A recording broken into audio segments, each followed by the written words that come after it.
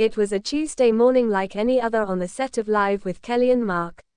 The audience, warm cups of coffee in hand and eyes twinkling with anticipation, buzzed as the theme music faded out. The show was about to begin. Cameras rolled, the host strutted out, and as always, Kelly Ripa's energy hit the room like a shot of espresso. Except today, her stride was slightly careful. "Good morning, everybody," Kelly beamed, doing her best to mask a slight wince as she took her seat. Mark Consuelos, ever the observant husband, immediately picked up on it. "You okay there, babe?" he asked, half serious, half teasing. "Oh, I'm fabulous," she replied, settling in. "I only threw out my neck during Pilates yesterday, so no big deal. I just can't turn my head to the left. All right, or really, at all." The audience chuckled. Mark's eyebrows arched with dramatic flair, eyes sparkling.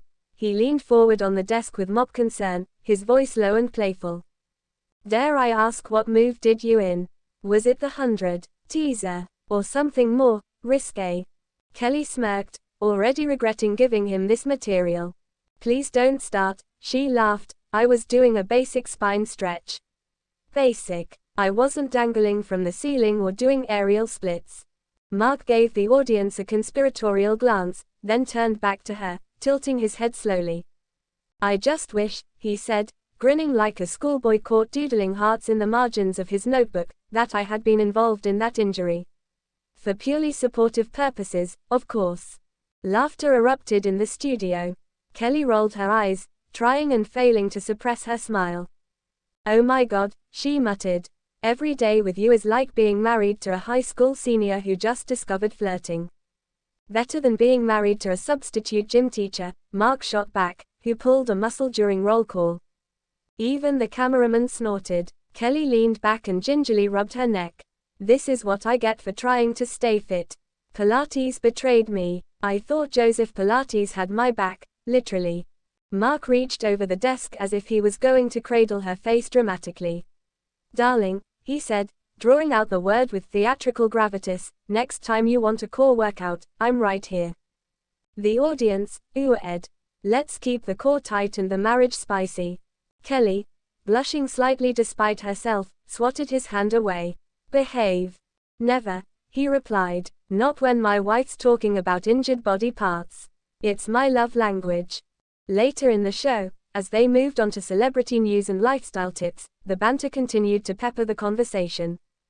"Coming up next," Kelly said, reading from the teleprompter, "we have a segment on neck-friendly workouts, so you don't end up like me." Mark leaned into the camera with mock intensity. "Men, take notes. This is what happens when your wife starts Pilates without proper supervision." "Supervision?" Kelly interrupted. "You were at home watching football and eating Cheetos." "Exactly. I wasn't there to coach your form. You're not even certified in Pilates." "I am, however," he said, adjusting his jacket with exaggerated bravado, "fully certified in flirtation, marriage maintenance, and slow-motion tango dancing." Another laugh wave swept through the room. During a commercial break, Mark turned to her more sincerely. "Seriously, are you okay?" She nodded, massaging her neck. "Yeah. It's just sore.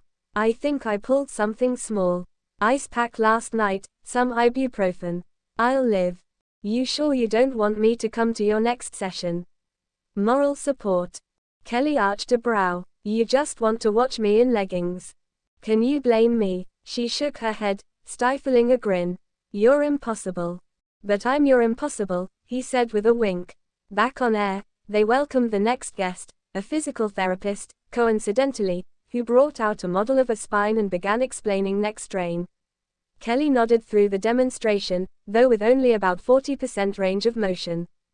Mark kept sneaking glances at her, playing it up for the audience, pretending to adjust her posture mid-discussion, brushing imaginary dust off her shoulder. "Let me just realign you, babe.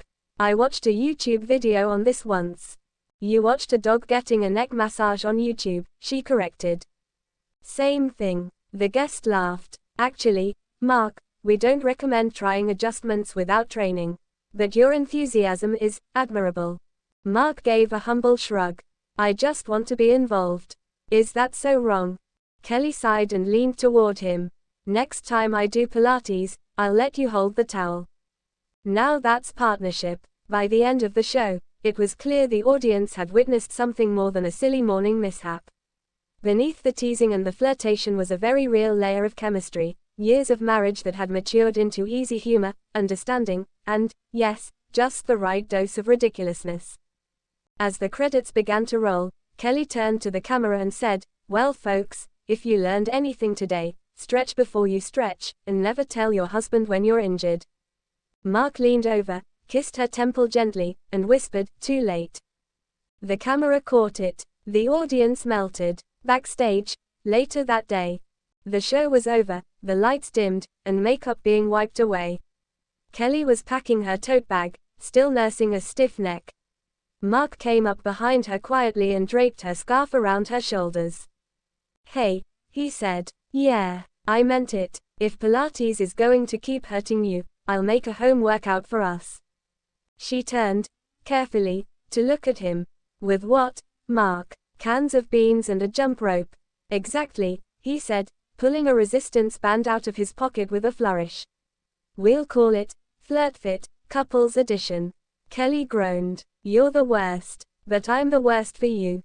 And with that, he leaned in again, kissed her cheek, and escorted her out of the studio like the gentleman goofball he was.